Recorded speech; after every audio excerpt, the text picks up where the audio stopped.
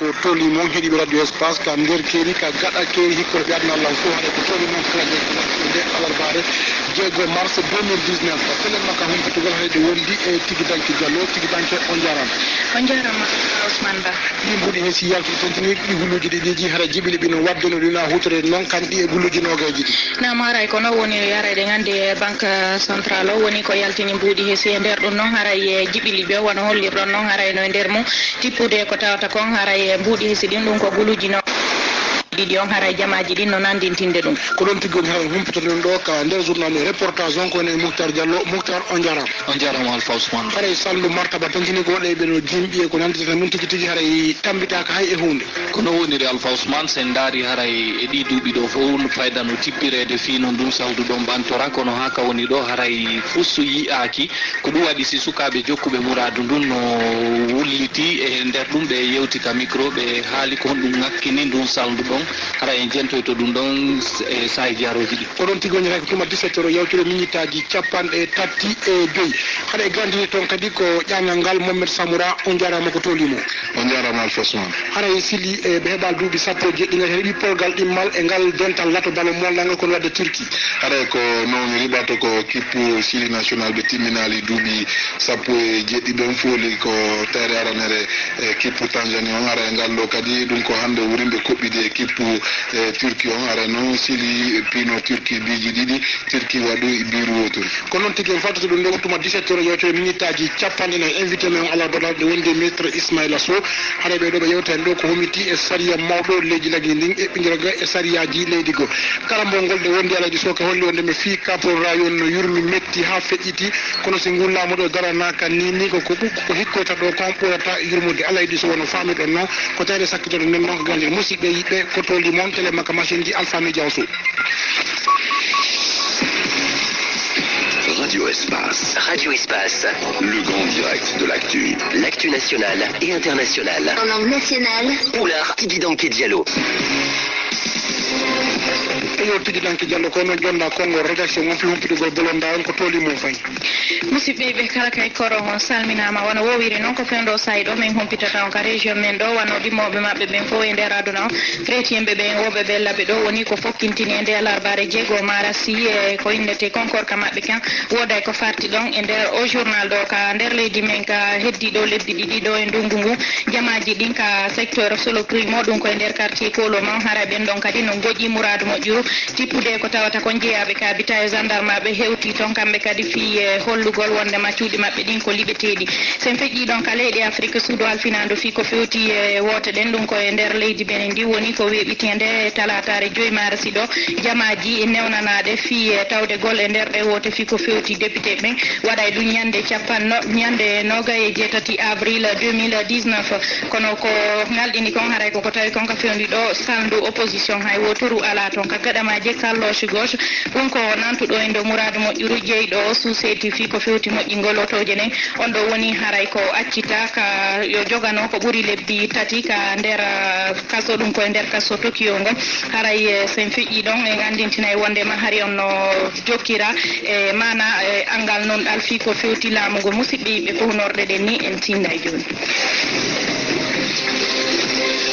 musidɓe ɓe kala kay korɗo gon salmintinama ara en adora e ngal compital ɗo ka nder saare men laaɓe ɗo ñawoji ɗen no jokkiti ka tribunal premiére instance laaɓe haray noon ɓawo yontere ko tawatari ɓe darni golleji ɗin ka tribunal criminel toon haray golleji ɗi woni ko jokkiti e nde alarbare ɗo fi noon haray ko fewti ko Mamadou Mumini haray on ɗon ko Mamadou Mumiri bari nete haray on ko tawata hewtinano ka saria guilandema ñande 17 novembre ɗum ko e nde hitande 2016 ɗum haray ko o jannowo e nder o l'école i quartier Safatu on no sapporano dolugol jiwu kono cippude ko tawata kon haray seedeji kendeji heɓaki haray Mamadou Mumini bari woni ko accita ka tribunal première instance labbe ɗo haray musidɓe yiɓe haray fuɗɗe ka nder région men ɗo fayntin haray angal darnodeji mana l'école ji ɗin e caɗunal janggo jannaɓe haray ɗum ɗon no jaali mouradu moƴƴuru e nder préfecture ji ka nder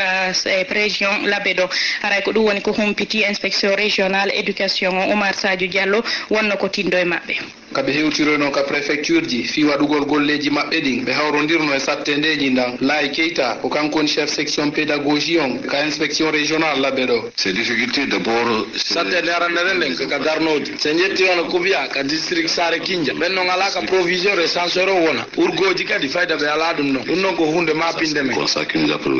ara e noon angal jannoɓe no ɓuɓɓiti sengo ka préfecture ji toon Laye Keita hino artandege mum. et autre constat c'est le manque de se ñiwi ɗon kadi ko angal jannoɓe ko ɓuɓɓiti ko ka l'école ji mais yurnitike ka préfecture ji wano leluma ka wiyete ɗon parawol groupe ji ɗiɗi ko jannowo goto won toon ko kanko kadi woni principal on ko ɗum holli wonde angal jannoɓe no ɓuɓɓiti toon fota wona de professeur à tous les niveaux aujourd'hui ka huɓingol Laye Keita holluno wonde kamɓe ko yurritagol sifa ɗum ɗo wodani ɓe fino jettugol fonctionnaire ɓe ɓen ɗum noon ko laamu ngu wodani. on l'a constaté l'année dernière au niveau de Kubiya e hitande feƴƴude sengo Kubiya min tawno fi kala jannoɓe no manki toon kono ɗum e ɗum mum tawi jannowo français kanko tugui mo mari leerji jeɗɗi jannete ko on saahi min yurniti fino woni gollirde noon minen ko sifa ɗin golleji ɗon min wawi wadde ƴettugol janneɓe ko laamu ngun ɗum ɗo yanani fonctionnaire revient à l'état e malneno wonde fiyo angal janggoɓe ko ɓuɓɓiti ɗon sengo ka préfecture ji wona hella toon tun ɓayru hay l'école ji buyka nder saare men ga kadi sifa nden hakkere ɗon no ɓuɓɓiti.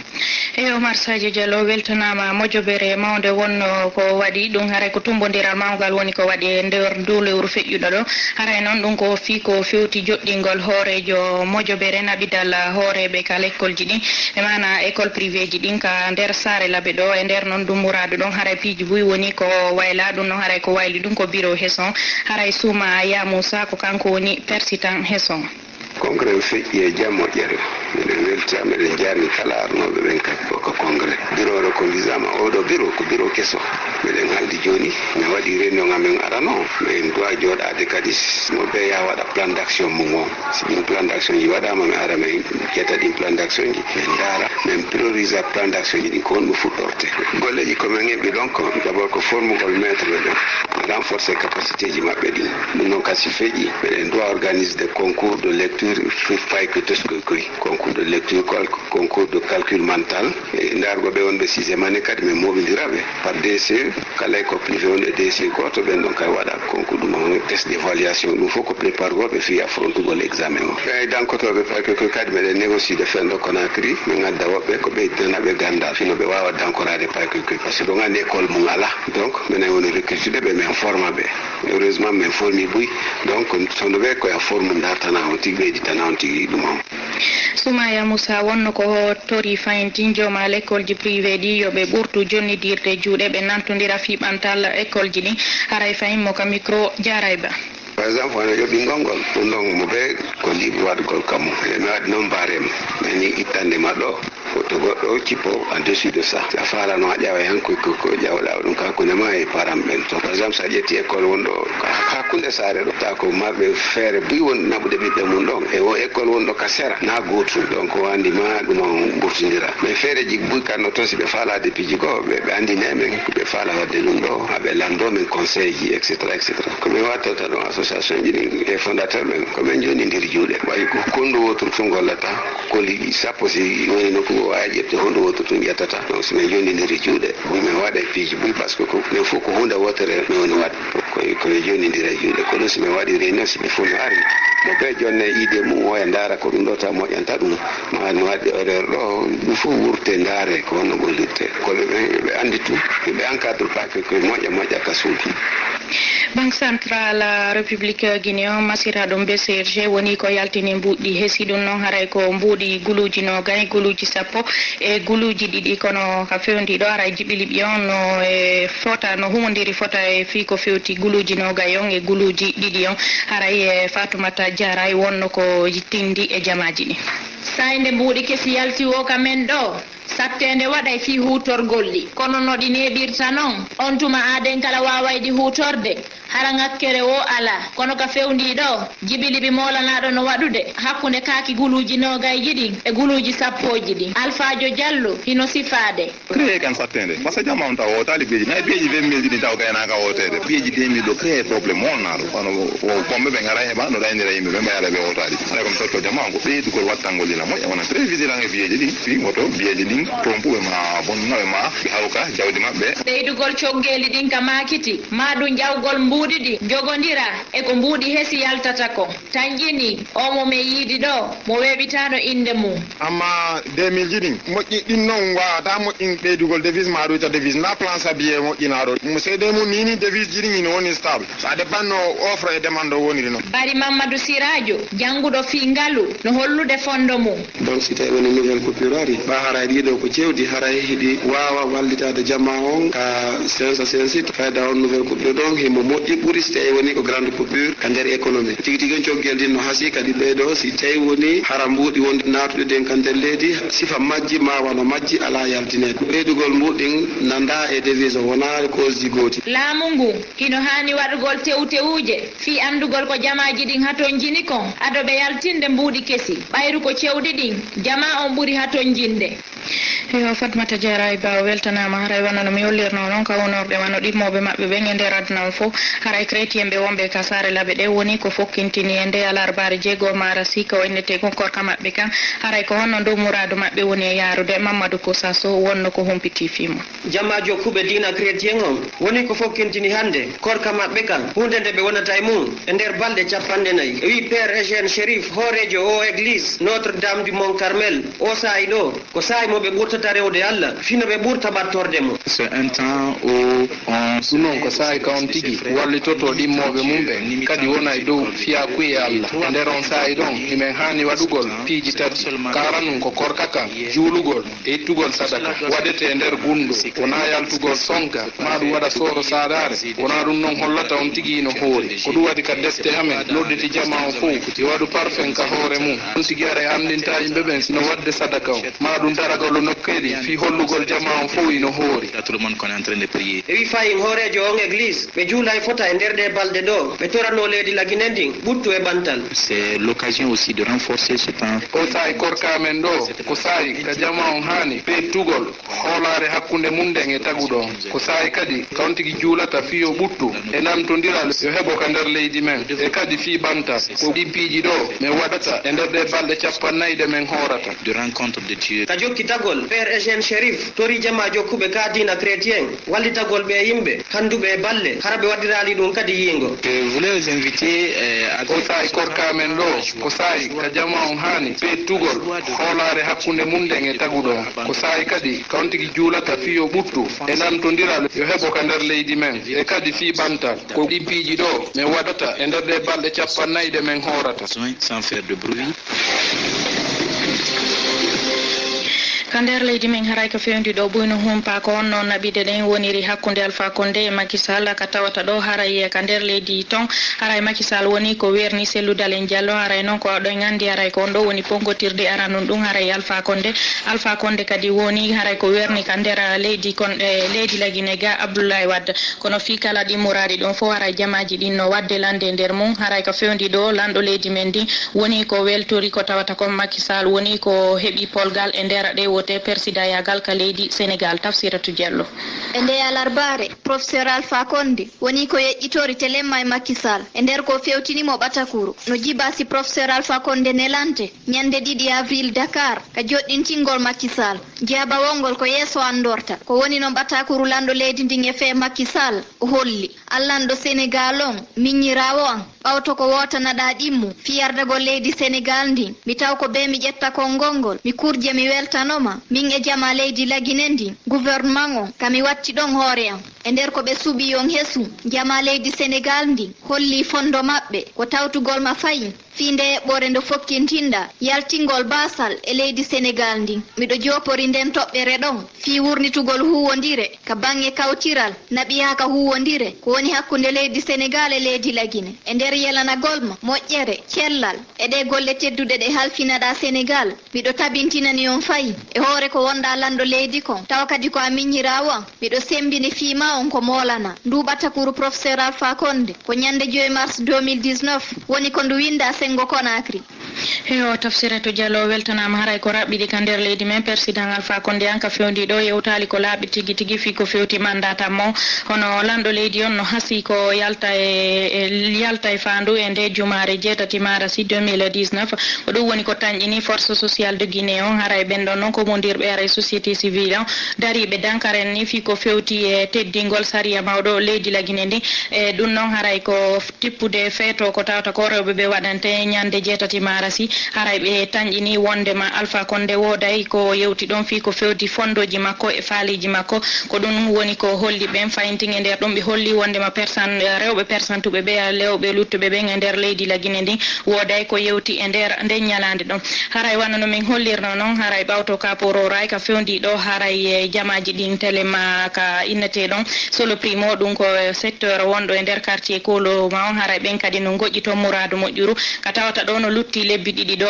e ndungu ngu wadde haray jamaji jeeyaɗi ka habita e ka tawata ɓen no wonduno e gendarme ɓe woni ko ari waɗi ciifi e cuuɗi maɓɓe ɗin holluɗi wondema haray ka fewndi ɗo kamɓe kadi cuuɗi maɓɓe ɗin hulanama fiiliɓegol kajetteliwal Diallo hoore ɓen no huulani nden nokkure solo primo wonɓe nden nokkure ɗon hino hittini fi yaltingol piiji maɓɓe ɗin adomasinji lancayɗi cuuɗi ɗin hewtude otoje tosoke e jane no saffini fi naɓugol piiji maɓɓe ɗin woɓɓe ɓen ɓuuri duuɓi 40 e nden nokkure ɗon ardiɗo on secteur ɗon Mamadou Hadi Bari sifino seeɗa ko honno ɓe haalirana yoɓe eggu e nden nokkure o holli e talata 5 marasi min yiwno ɗo sandarmaɓe wonɓe nder pikopowal ɓe ardi e civil ɓe jindi e nokkure nden fof ɓe yaltini kaydi ɓe ndaari ado ɓe yiwde ɗon yeeso ɗum seeɗa ɓe fedde goo kadi arno ɓe ciifi cuuɗi ɗin fof ɓayti noon meɗen anndi kon ɗum feƴƴi kapororayi hoɗuɓe ɗo ɓe maapi ronki anndude ko waɗa ka fewndi ɗo fof no moɓitude piiji mum ɗin ko ɗum sifi ɓen mawɓe worɓe fewndo bana Sidibe cuuɗi ɗi windi tano e nde nokkure ɗo on tuma min jonnano resuji kono gila ɗum hay goto innali men meɗen hani yaltude e nde nokkure ɗo gila nde hitande 1988 ko ɗo men hoɗi min miɗo jombi miɗo mari sonnaɓe ɗiɗo miɗo mari kadi fayɓe jeetato ko to an wonɗo takko an ɗo hino mari fayɓe 11 komin jibinande la Guinée président Alpha Condé hino hani men yurmede fayɓe amen ɓen hino jangude woɓɓe ɓe waɗa examen e nde hitande ɗo ko ɗum woni ko wulliti Mamadou Hadi Ba Alhaji Amadou Ly marɗo fayɓe 15 no hoɗi e nder on secteur ɗon ɓuri duuɓi 40 ɓen timminaɓe duuɓi 80 woɗuno ko andintini lanɗo leydi ndi e nder fodareji ɗi o waɗi ɗi fewndo Lansana Conté cuuɗi goo bonnano meɗen sikkude si président civil jo heɓike ɓe accay men e ɓuttu sina ɗum si ɓe falama men yaltinde ɓe yoɓitamen lanɗo leydi ndin Alpha Condé o foduno wondema suudu hay woturu lancatake hara joom mayru yoɓaka on tuma men kelluno kono ka fewndi ɗo wona ɗum ɓe woni e yiwde hiɓe arde ɓe juyira men ni ɓe lundo ko hanani men kon ɓe huula na cuuɗi amen ɗin e hoore angal teddingol saria min ala famude hay hunde kala darnunoɓe ɗo ɓen ɓe waɗno ɗum e ley guite laamu ngun e hoore ɗum ko hombo yeeyi tumbe ɗe ko kamɓe min torike lanɗo leydi ndi yo yoɓitumen ado raɗade men ɗo min ala hay nokku kamen yaa ko ɗum wulliti ɓen mawɓe worɓe ɗon. Radio Espace. Radio Espace. Le grand direct de l'actu. En langue nationale. Il y a région, santé. Alpha Ousmane Ba et son équipe analysent et décryptent tous les sujets. kaleɗa fek tigi danke Diallo so yaari hella benen parti ji ɗaɓɓaji laamu ɗin hay goto tawdatake e wote député sarti ɗen ɗum haray noon ko ara ɗum e nder ndi leydi maɓɓe ɗo ka nder leydi Afrique ndu suudu halfinandu fi ko fewti wote ɗen ka nder leydi Benin ton haray woni ko weeɓitede ala talatare 5 marasi ɗo fawa ɗum ɗon noon ko fewndo ko fana on juula wondema ko calɗi gono ton haray ko ɗin ɗo woni ko tawdete fi ko fewti waɗugol ɗe wote fi ko fewti député ɓen hasiɗu waɗugol ñande 27 avril 2019 haray noon ko ngalɗindi ton kon koko tawi kon haray ka fewndi ɗo saldo e woturu mana opposition on haray tawdaka e nder nden eɓɓore ɗon haray noon ko ara non ɗum ni yo ndumburaari ɗo waɗu ka nder leydi Benin ton ɓaytima haray no anda telemma ton ko ɓen ɗo woni ko ƴettete misal fi ko fewti démocratie kon haray noon e nder ɗin mana ɗin bukkuji jeɗɗi persantiɗi fi ko fewti ɗum ɗon haray ko ɗiɗo ɓen tu woni ko ƴetta ɗin calɗi ɗon ɗiɗi noon haray ko jonnidirɓe juuɗe mana wonɓe huwodirde e laamu ngu e nder no jowiji bugitaɗ ɗin haray no tawda ton e on dusal ndu taw innetendu USL haray ko woni hoore mayru ko o towagandejo andaɗo fi mum no wiye Sébastien Ajavon haray woodi kadi ko ɓattodirɗo e yaayi boni holli ɗum noon holli wondema haray ka fewndi ɗo hande kadi na démocratie marasi ko huccugol huwa haray moljobere société civile on holli wondema e nder ɓataguru ɓe bugitike ɗe wote ɗo mana waɗugol kuuɗe hara ko sandu wotour woni ko tawa e murandu telema Algérie to haray larme ɗen wotinɗini wondema jibol duwattaka leydi kono woniri haray telema Algérie ton haray larme ɗen kañum kadi de holli wondema ɓe jaɓata ko wiyete guerre civile waɗa ka nder leydi maɓɓe ton ɗum noon ko tippude ko tawata jamaji no dari dankaran ni kañum kadi jokkiti e hollugol mettuɓerde mum fi ko fewti manda jewaɓo président leydi ndi toon no wiye Abdoulaziz Boutefli haray noon e nder ɗum jamaji buy wonno ko mottodiri e nder nde talatari joyi marasi e nder ɓen temeɗɗe yimɓe yaltunoɓe fi hollugol mettuɓerde maɓɓe ko ɓuuri konko sukaɓe ɓen wonno ko hewtoy kalaɓe e haray noon hoorejo larme ɗen to hewtunoɗo e nder l'école ka tawata koko fi ko fewti militaire yagal jangete ton on holluno wondema haray no woodi jamaji faalaɗi yiltintinde leydi ndin ɓawo mana artira leydi ni e nder ɗi duuɓi ɗi tawata ɗin hari leydi ndi toon no humodiri e ŋakkere muradu moƴƴuru e ko fewti noon e ɗum ɗon kon haray premier ministre on holli wondema haray ɗum ɗon no faala nanditude e nder leydi Syrie ndi ka tawata si tawi a fuɗɗike muradu nun goto anda ko honto ɗum hattoyta e telema kala jerne yankuy so yaari hella Italie haray ko nokkilu ko yimɓe ɓadiɓe ɓuulure wonno dakode waɗi cahoye ɗuma ko ɓi woni ko lanca pottinaka nokkure ɗo alarba ɗo ka gaɗamaji haray o woduno ko ɓen ton holli haray ɓenni wano hollirano noon haray min teddini ko min foduno kon haray ka fewndi ɗo ko ɗum woni ko holli ministre halfinaɗo leydi Italie nder leydi Italie ndi haray ɗum ko Matteo Salvini o holluno wondema ka fewndi ɗo dakunde migrantɓe ɓen mana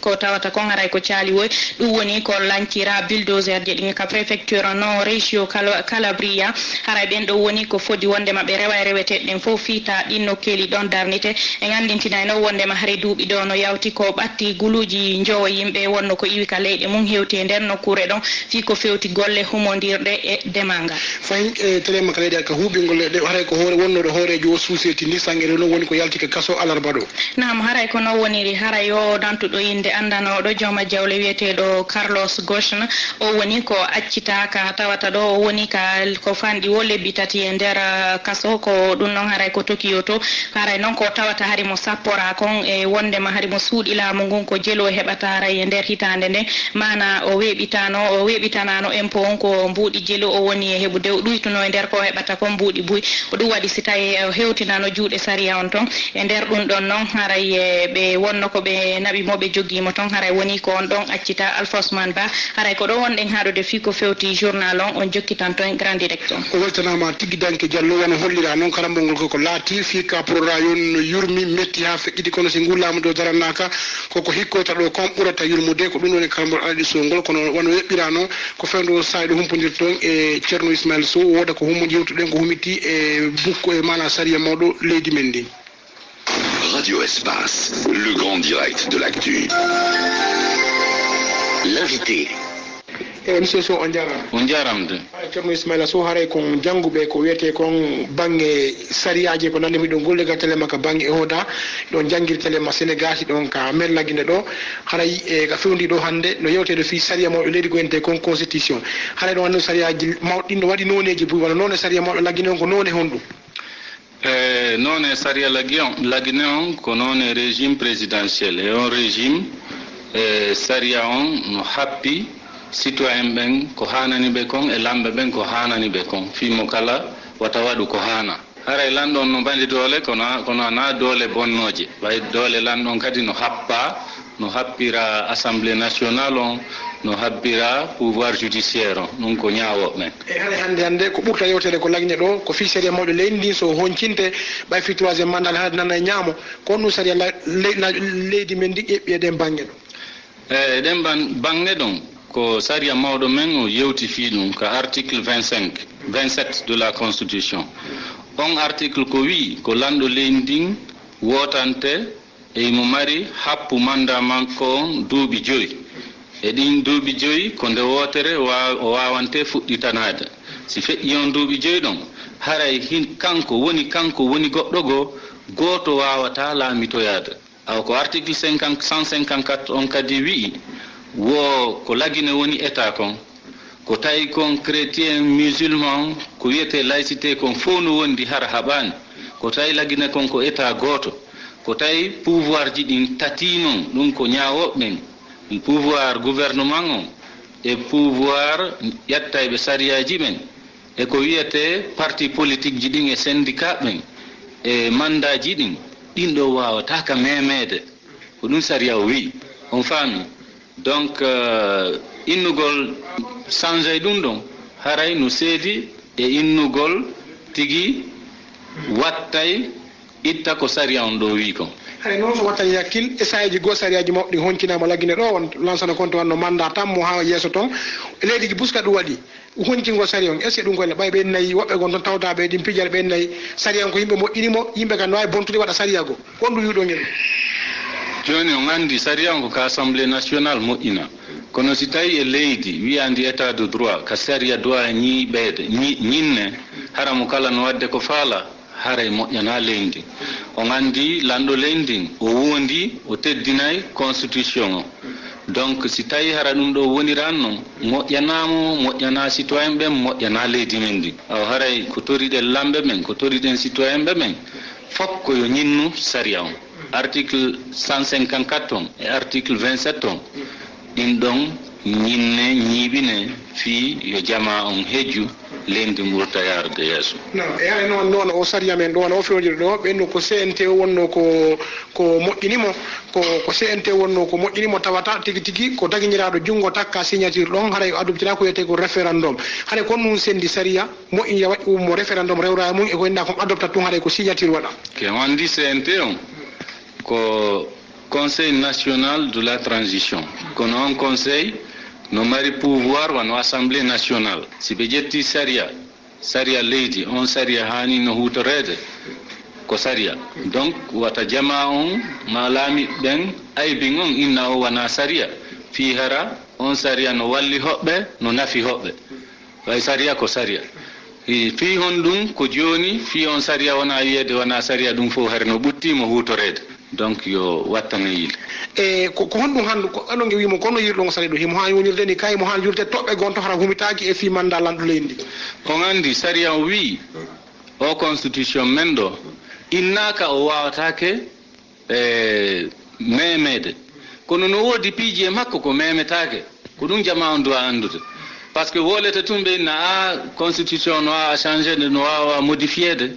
hi ko gonga no woodi ko meme kono wano mandaji ɗin e komi haalani on ɗo kon ɗum ɗon no soka waɗa saabi ka article 154 e o constitution monsieur so wontina e wondema haray ko jannguɓe ko wiyete kon e banggue droit e mana banggue sariyaji ɗi e ko nandi e mum haray noon kadi sen ƴiwi wiyetelen ka mandaji ɗin ɗon en artitelen ma ko wiyete waɗugol ko hañani ɗum e hen ƴantukonte kon e mana ko hañani ɗum wona yaltugol holla mettu ɓerde ko nande mum ɗum woni ko tonga e leydi men ndi ɗo fayda ila kasori wonti premier ministre laggine ɗo hay telema e ngol lawol ɗon kadi kon ɗum sariya o wi bano adama wata tongude ko constitution o newni kon ka article 10 on article 8 citoyen ɓen fof no wawi manifestude donc ko goɗɗo ƴettata kaydi winda inna ɗum ɗo no haɗa hara constitution men on no yanani jama on ɗum ɗon ala tippa e sariya joni noon lanɗo on si tawi hara maire ma commune o interdisi o ni manifestation wawata wadde no hanani citoyen ɓen kaɓe attaquandin kaydiri makko yeeso juge administratif on ɓay laguine ko dualité de juridiction contrairement à France ko woni unité de juridiction ɗo hay tribunal laɓe on no wawi saisissade en matière administrative sanctionna ma accepta interdiction ma acceptation manifestation non e haray noon e nder ɗum kam noon haɗa sey noon ko beetu woni manifestation ko beetonge haɗa kon ko kamɓe laamu ko gonɗuɓe gasta tawi ɗum ko beetum tonge manifestation haɗa ko dalilu joni ɓe hanta weeɓetude manifestation si tongete ɗum kadi hay sariyaji ɗin no holli no manifestation tongire manifestation no tongire par ce que dalil ara noon ko manifestation tongetake ko ɗum sariya o wi article 10 ɓe wi kadi noon ka sariya manifestation no tonge ko honɗum noon manifestation tongante ko si tawi hara état on ala moyen humain par exemple police ala ko sakko si tawi hara barmeji waɗi ma manifestation fuɗɗi déborde ɗum ko goo si tawi hara état ala moyen matériel ko sakko police ɓe ma gendarme ɓen utilisa fi encadrugol manifestation o e si tawi hara trouble waɗay harasi onon hidon autorisa marsugol konkola hobbe no autorisa nyande wotere marsugol tata harabe fotto e won hoggom buuro eta on way interdisude dum non parce que dum do wona e trouble à l'ordre public si tay hara wona e dem bange don goto hana goto wawa interdisude manifestation e eta ko yete état de droit no harga kabe bange no e kaydir sa yari tongugol si tay be tongi citoyen ben doit ka yaltude bonna ko be doit ko yagol ka saria inna awa saria hino ko saria on holli confino manifestation interdite be do wadi dum do hana men fa la juge on yon sans amen ko la mungo wadi confi honnu parce que hay citoyen je no ay porte de plainte contre état kadi no ay porte de plainte contre citoyen on fami donc comment jama on anda fi saria comment souvent jewti danen fino faltondira wala so jetti wala den bange don haray no nibbitani jama o seena tigi ko hombo woni ko hambe lambe woni ko jonnaaɗo en dole baso jetti no Conakry sago iwre ka gouverneur iwre ka commune ji ka préfet ji kenen iwre ka gouvernorat iwre ka préfet be iwre hay telen ka commune ji tigi e yaddumaji ni deldu yubbo ko hombo jonnaaɗo en dole don tigi en dole non tigi on ko maire be ben si tawi wa commune ji ko maire be ben adressé te mum ko ben do way yanude numa ñibinde inna manifestation waɗay ma ronka wadde préfet on kadi no mari concours de compétence des autorités de police kan kadi hundu ko makko no wawi wonde e fi manifestation kono noon ko woni préfet ko woni maire si tawi tum ɓe ƴetti décision harayna e ko saria on tippi kon landiɓe fi manifestation ɓen no wawi landade juge administratif on yo annilu décision monsieur Ismaila Sow haray hande kala ko so nane ko radio gine wole nano e ñaamo ɓen tippude saria on kon tigi hay goto weɓitata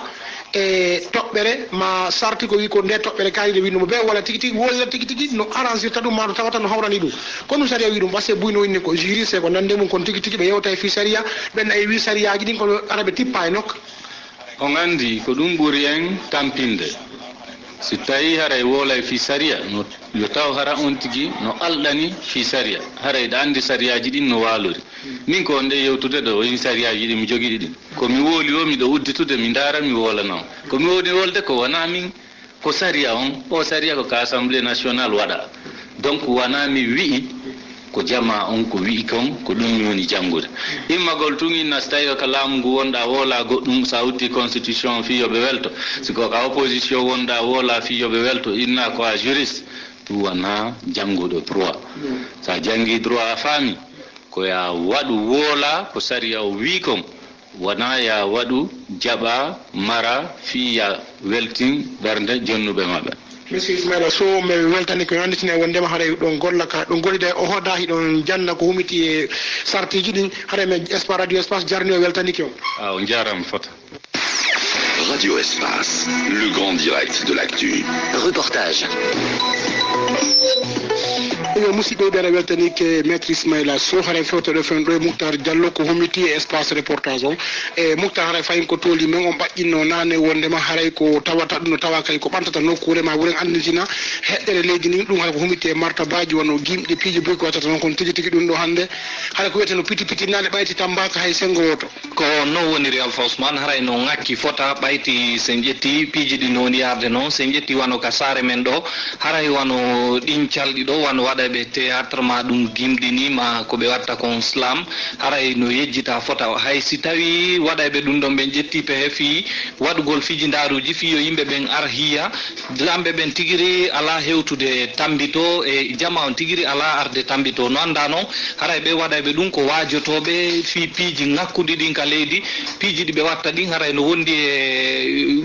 innete importance jano kono haray fi mum watta ka yiila onon tigui haray heɗoto reportage Moutar Diallo yuccude mbaw mum hombe tippirgol fi wurnutugol martaba on ka saare laɓe ɗo ko ande sukaɓe ɗuɗuɓe ka nder commune ɓe tawdaɓe ɗo e mojobere kippuɓe ko fewti martaba on waɗini duuɓi Mamadou Sireba mo yewtude e min ɓooyi e ndu Mouradou haray o association amen min créinomo iwi 99 ɗum e hande woni duuɓi nogay meɗen jippirde laɓe ɗo fino martaba men on wuurira Abdoul Gadiri Diallo ko tawdaɗo kañum kadi e mojobere imo hollude ɗo ko honɗum waɗi ha o ukki e Mouradou ndu miɗo e mum par ce que à travers le théâtre meɗen wawno wadde sensibilisation ji piiji boyi ko feƴƴayno e nder nokkure wan noon no nattira ɓaawo ka nder leydi men ɗo ɓangini Mamadou Siré. Bon tigi mi wawata innude ɗen yarde yeeso par ce que si mi daari menen komin créé nde Modiobere hari Modiobe Buyi waɗayde théâtre no woodi laaɓe hande Modiobe Buyi eɗen woodunode on tuma ɗanike mais wela fi noon par ce que ballal ala ka jokkitagol fayin o hoorejo nde Modiobere ɗo holluno ko honɗum ŋakki ka tawata ko ɗum ɗo woni nattirde ɓaawo martaba men o. laamu ngun ka commune laamu ngun ka préfecture laamu ngun ka gouvernorat ko kamɓe duwanno wadde aalaji waɗa programme ji waɗa stratégie ji fi no culture on wuurira mais so tawi kamɓe ɓe watta ɗum ko yeru an créé de association ko waɗɗa o si événement waɗay ko an organisata événement o kamɓe ɓe organisata événement ji tawa ko ɗon arata joua haray no metti fi sen ƴetti noon o martaba ɗo sattendeji buyno hanuno iwgol ka nder leydi ɗo e wi Abdoul Gadiri Diallo. À travers le théâtre ɗa wawi wajade himɓe ɓen wonno ƴettereji goo no feƴƴirayno maɗum wajagol sukaɓe ŋaccugol piiji goo no toon tawata a wawataɗi yahude fotta e sukani tun wajoɗamo kawarlaru mais à travers le théâtre ɗa wawi sur un podium expliquana sukaɓen ɗum ɗo moƴƴa ma haalana mawɓen ɗi piiji ko na waɗede ɗo moƴƴa fi wurnotugol martaba on ka nder région laɓe ɗo Mamadou Siré ba woduno ko tori gon sengo ɗon de landi balle par ce que de renti o culture ko ɗum woni nabirde pays ji buy yeeso hande so jetti États-Unis ko leydi ɓurdi wonde développé sur le plan de l'industrie mais industrie cinéma o c'est la première industrie aux États-Unis avant même l'industrie de l'automobile avant industrie aéronautique avant tout pays ji buy no nanti inde à travers ça si on parle de Burkina ko saabu culture on e laawol gotolngol Abdoul Gadiri Diallo kankadi o fewtuno lamɓe ɓen ka diwal fi hikkingol yeeso martaba on piiji ɗin fof si marsayi ko ma laamu ngu wona yeeso par ce que ko min mi wawi wadde kon eko laamu ngu wawi wadde kon no seedi ko laamu ngu waɗata piiji ɗin subasement yimɓe ɓen continue ɗon kono laamu ngun no wedditi e on bangge martaba ɗon e hunde fof mo yejjiti kay wi ɗon mamo anda koye hondu woni aray no welata feewi donc aray laamu ngun koye wakkilo waɗa politique ji waɗa des stratégies fi on culture menen ɓanto. Radio Espace, le grand direct de l'actu. Reportage. yo Moukhtar Diallo waɗa ɓura ɗin ko ni fewndori télé makka bangge duma to mo inni wuura cogguda lemu ma ko hettata ɗon tigi tigi yonti soñjoto ko ɓayti e balle o ala sponsor ala laamu ngu tambotako e ayɓe buyi ɓiɓe soñjo woɓɓe nawne hara e lekki coggu lekki e ko hande molnade kono wonira Ousmane haray on jentike e nder ko yewta kon ɗo haray sen ƴetti wano téléren 2004 hari association ji bus no woodi waɗa ɓe ɗin théâtre ji si vacances ji ɗin hewti fijidaruji waɗay wano vacances loisir ma ɗum compétition ji ɗin groupe de théâtre ji ɓe fija kono hande haray hay goto e maɓɓe heddaki sina o troupe ɓeɗo ɗum ɗon kadi sa daari haray ko angal tambitagol ngol e ɗin jamaji ɗon sen ƴetti haray wano ko neɓaɗo ko Modiobere waɗiɗo fijidaru ko fewtingal bangal ɗon ɓe nodditiɗo lamɓe ɓen ka diwal ɗo fof kono sa ƴetti ɓe noddutuno ɓe pita ɓen ɓe pita immi ari ha ɗo lamɓe ɓen ka saare men ɗo hay goto wawali hewtude ɗon fi tawdegol e fijidaru nde Modiobere. nam no hawni Moukhtar Diallo mi weltani kenon tan ƴini kay yewto e toɓɓere goo ko humiti haaju goo ton on jarama Moukhtar Diallo. Radio Espace, le grand direct de l'actu. Tous les sports. wono fammi ɗon noon ko tawre ƴana nga woni hikkude ɗo kisan mouvement e kañum Mohamed Samoura fahin ko tolimo haɗa ngolata balo mawgo wongo wadde téléma cirki ko tawata ko ɓe timminal duuɓi sappo e jeɗɗiɗum haɗa ɓe fahaka wolɓe duuɓi sappo e jeɗɗi haɗa kippu lagguide toso ko wiyete ko sili kadi haɗa wawi wadde kadi programme ko tawata no weltani ballondaji ɗi haɗa ko noniri kippu laggine ɓe timminali duuɓi sappo e jeɗɗi ɓe ɗoto ko ɓe pi e tenen o kippu Tanzanie aɗa ɗum noon no firti o tournoi international wonɗo wadde téléma Turquie aray ko alarba bimbiɗoɓe koɓɓuɗon e kippu Turquie on tataray ko kippu laggine woni ko fuuli ɓe waɗi beji ɗiɗi ɓen waɗi biru wotoro aray noon ko laggine atti markude ka minute aji ɗin timmi ɗon ɗiɗi o joueur wiyeteɗo Lomo Fagné Touré woni ko atti markande laggine on tuma Turquie ittinuno si Algasimi Ba Castro mo pita ɗo markani laggine ka minute aji ɗin timmi ɗon capanɗe jeetati e goho tippude ɗum aray laggine fuuli laabi ɗiɗi anda murandu fokintina hara match mabbe sakkitoro no sati de balde do ara non ko kambe kipu australien woni ko kobbata dum non ko nyande sappo marasi aro do Antalya ton hara ngandintina ko fewtu ni muradon Boubacar Diallo Zidane dum ko joueur jo irdo labbe do e ngallo ara o tawdano tippude kumpite de men ngi den o tawdano fulu tiro gonko bati terre ranere ne mana o match contre Tanzanie hari o tawda ka murandu no humpitike ngallo o tawdano murandu fi kapo rayon no yurmi metti ha feƴƴiti ko ɗum waɗi si ngulamo yo daranaka ko hikkota ɗo ko ɓurta ɗo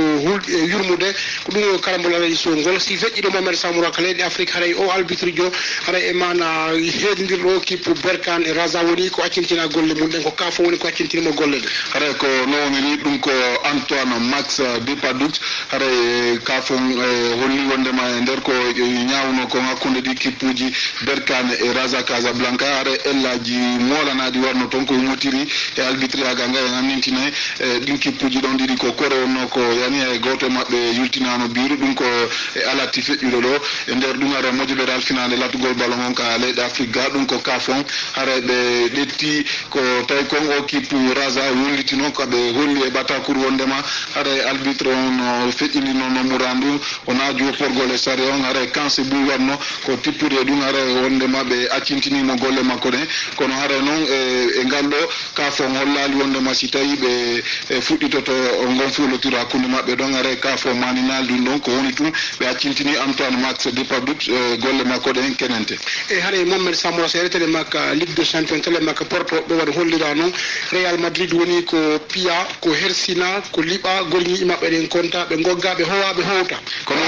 nowoniri ɓe pi Real ɓe poodi ɓe daasi ɓe ɓanniti ɓe daari gori ñiije ɗin ɓe kontiɗi ɓe tawi no timmi on tuma si ɓe pooditiɓe kadi ɓe daasi ɓe watte mum haray ko Ajax Amsterdam ɓawto ko Barça wonno ko fooli ɓe haray kippu Ajax Amsterdam o lannintinike Real e ngalɗo haray ɓe wattinama ko nowoniri haray ko biiji nayyi woni ko Ajax piiɓe kamɓe ɓe waɗi biir wotour haray noon e gandintina ko tawre aranere fi kala Real wonno ɓe ɗiɗi kamɓe ɓe waɗi wotour haray Ajax Amsterdam woni ko wayliti kippu Real on haray ala wono siforo ɗen noon haray ko ara noon ɗum ni tawata haray kippu Real Madrid ɗon gila hitande 2016 ɓe ala hewtude ko wiyete kon quart de finale haray ko ara noon ɗum ni ɓe yaltinede e nder tawre ɗo wiyetede 8e de finale haray ɗum ɗon wowa hewtude kippu Real Madrid ɗon so wi ɗon jurol goto ngol hollen Tottenham kamɓe ɓe wawno folude kippu Dortmund noon haray tippude koɓe piiɓe duru tour ari wuri e Tottenham ko tawre aranere ari wuri koɓe fooli haray no woniri noon kikiɗe ɗo kadi e ngollay ko fewti Ligue des Champions haray Paris Saint-Germain kamɓe kadi ɓe koɓɓay kamɓe Manchester United e ganditine ɓe piino Manchester biiji ɗiɗi ko tawre aranere mana ko match ali haray ka kikiɗe ɗo ɓe koɓɓay fi ko fewti tawre ɗimmere nden e jurol gotol ngol FC Porto kamɓe kadi ɓe koɓɓida équipe Roma o weltanama Mohamed Samoura ko fewdo sa ɗo feƴƴeten ko karambol Radio Espace, le grand direct de l'actu. L'édito avec Alain Guissot. hono min ɓaƴƴinirani noon fi kapo rayno yurmi metti ha feƴƴiti kono si ngullama yo daranaka nini ko ɓuuri hikkoyta ɗo kon ɓurta yurmude Alaye Guissot toli